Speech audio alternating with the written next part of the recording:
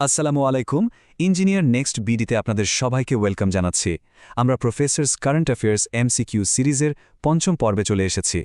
আজকে আমরা মার্চ ২০২৬ সংখ্যার পাতা ১৬ থেকে ১৯ পর্যন্ত সবচেয়ে গুরুত্বপূর্ণ সাম্প্রতিক বিষয়গুলো নিয়ে কথা বলবো।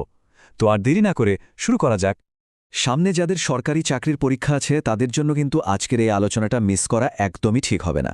কারণ বিজেপি চুক্তি, সেফ, ভিএনও এর মতো টপিকগুলো এখন খুবই গুরুত্বপূর্ণ।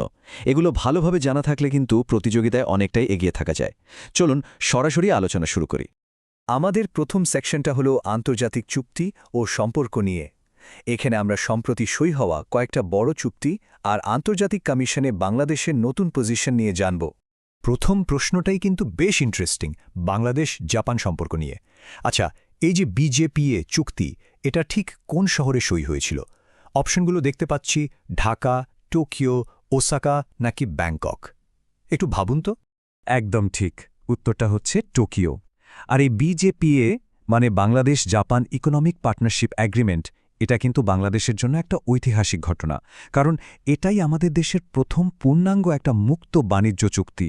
দেশের রপ্তানি বাণিজ্যকে নেক্সট লেভেলে নিয়ে যাওয়ার জন্য এটা বিশাল একটা পদক্ষেপ। ওকে, পরের প্রশ্নে যাই। এই চুক্তির ফলে বাংলাদেশের ঠিক কতগুলো প্রোডাক্ট জাপানের মার্কেটে ডিউটি ফ্রি মানে শুল্ক ছাড়া ঢুকতে পারবে? অপশনগুলো কিন্তু খুব কাছাকাছি, সো একটু ভেবে উত্তর দিতে হবে। যারা ৭৭৬৯টি ভেবেছেন তাদের উত্তর একদম কারেক্ট। এই চার্টটা দেখলেই কিন্তু ব্যাপারটা পুরো ক্লিয়ার হয়ে যায়। কোথায় বাংলাদেশের প্রায় ৭,৫০০ পণ্য আর কোথায় জাপানের মাত্র ১,০৩৯টি পণ্য। বুঝতেই পারছেন আমাদের এক্সপোর্ট সেক্টরের জন্য এটা কত বড় একটা সুযোগ তৈরি করেছে। জাপানের কথা তো হলো, এবার একটু যুক্তরাষ্ট্রের দিকে নজর দেই। রিসেন্টলি যুক্তরাষ্ট্রের সাথেও আমাদের একটা বেশ গুরুত্বপূর্ণ চুক্তি হয়েছে, নাম এআরটি। প্রশ্নটা হলো, এই চুক্তিটা ঠিক কবে সই হয়েছিল? সঠিক উত্তর হচ্ছে ৯ ফেব্রুয়ারি। আর এই চুক্তির আসল মজাটা দেখেন এই স্লাইডে। আগে যেখানে বাংলাদেশি পণ্যের উপর টোটাল শুল্ক ছিল ৩৪%, এই অ্যাগ্রিমেন্ট অন রেসিপ্রোকাল ট্রেড বা এআরটি চুক্তির পরে সেটা সোজা নেমে এসেছে ১৯%-এ। মানে আমেরিকান মার্কেটে আমাদের পণ্যের জন্য দরজাটা আরও বড় হয়ে গেল। আন্তর্জাতিক বিষয় থেকে আমাদের পরের প্রশ্নটা ইউএন রিলেটেড। পিবিসি এর ফুল ফর্ম কি? এখানে কিন্তু বানানের একটা ছোট্ট মারপ্যাচ আছে, খেয়াল করে দেখবেন। পিস বিল্ডিং নাকি পিস বিল্ডিং? সঠিক উত্তর হল পিস বিল্ডিং কমিশন, যেখানে পিস আর বিল্ডিং শব্দটা একসাথে লেখা। আর সবচেয়ে গর্বের বিষয়টা কি জানেন? ২০০৫ সালে তৈরি হওয়া এই কমিশনের ২০২৬ সালের জন্য আমাদের দেশ বাংলাদেশ সহ-সভাপতি হিসেবে সিলেক্টেড হয়েছে। এটা কিন্তু বিশ্ব শান্তিতে বাংলাদেশের যে একটা বড় ভূমিকা আছে তারই স্বীকৃতি। ওকে, আন্তর্জাতিক বিষয় তো অনেক হলো। এবার চলুন দেশের ভেতরের কিছু বড় উদ্যোগ আর প্রাতিষ্ঠানিক পরিবর্তন নিয়ে কথা বলা যাক। শুরুতেই একটা বেশ বড়সড় খবর। আমাদের দেশের অন্যতম elite force rapid action battalion বা র্যাব এর নাম বদলের একটা প্রস্তাবনা এসেছে। তো নতুন নামটা কি হতে পারে বলে মনে হচ্ছে? যারা স্পেশাল ইন্টারভেনশন ফোর্স বা এসআইএফ ভেবেছেন তাদের উত্তর একদম ঠিক।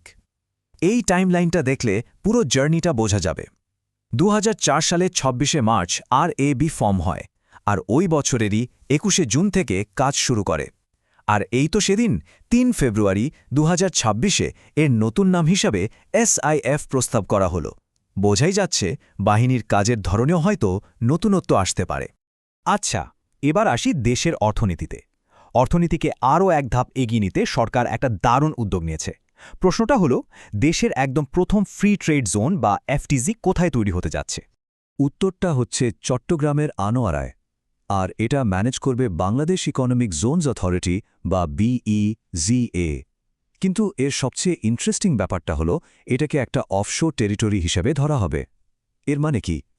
এর মানে হলো, এখানে পণ্য আমদানি রপ্তানিতে কোনো রকম শুল্কই লাগবে না। এটা কিন্তু ফরেন ইনভেস্টমেন্ট আনার জন্য একটা চুম্বকের মতো কাজ করবে। ব্যাংকিং সেক্টরেও কিন্তু একটা নতুন জিনিস যুক্ত হয়েছে, আর সেটা হলো মাইক্রোফাইন্যান্স ব্যাংক। তো এই নতুন ব্যাংকের জন্য অনুমোদিত মূলধন মানে অথরাইজড ক্যাপিটাল কত ধরা হয়েছে? সঠিক উত্তর হল ৫০০ কোটি টাকা। বেশ বড় একটা অ্যামাউন্ট, তাই না? আসলে দেশের যে বিশাল ক্ষুদ্র ঋণ কার্যক্রম আছে সেটাকে একটা ফর্মাল আর শক্তিশালী কাঠামোর মধ্যে আনার জন্যই এই উদ্যোগ। শুধু তাই না, এর পেইড আপ ক্যাপিটাল হতে হবে কমপক্ষে ২০০ কোটি টাকা, আর এর পরিচালনা বোর্ডে থাকবেন মোট ১০ জন সদস্য। আচ্ছা, এবার আমরা আলোচনার একদম শেষ অংশে চলে এসেছি। এই সেকশনে আমরা দেখব সায়েন্স, টেকনোলজি আর কৃষি খাতে আমাদের দারুণ কিছু নতুন অ্যাচিভমেন্ট। কৃষি দিয়েই শুরু করি চলেন।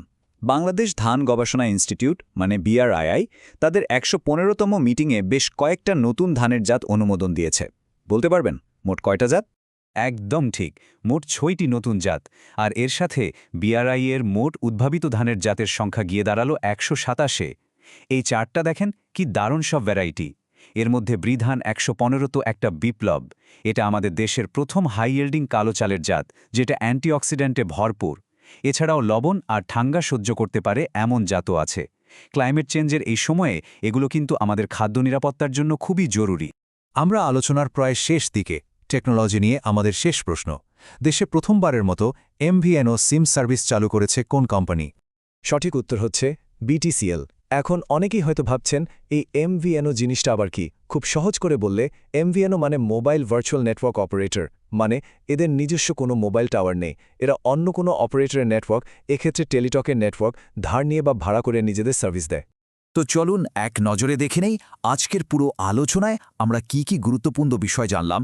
আমরা কথা বলেছি বিজেপি আর ART এই দুটো বড় বাণিজ্য চুক্তি নিয়ে, জেনেছি RAB এর নতুন নাম SIF হওয়ার প্রস্তাবের কথা, দেশের প্রথম ফ্রি ট্রেড জোন আর প্রথম MVNO সিম নিয়েও আলোচনা হয়েছে, আর সবশেষে নতুন মাইক্রোফাইন্যান্স ব্যাংক আর BRI এর নতুন ধানের জাতগুলো তো ছিলই।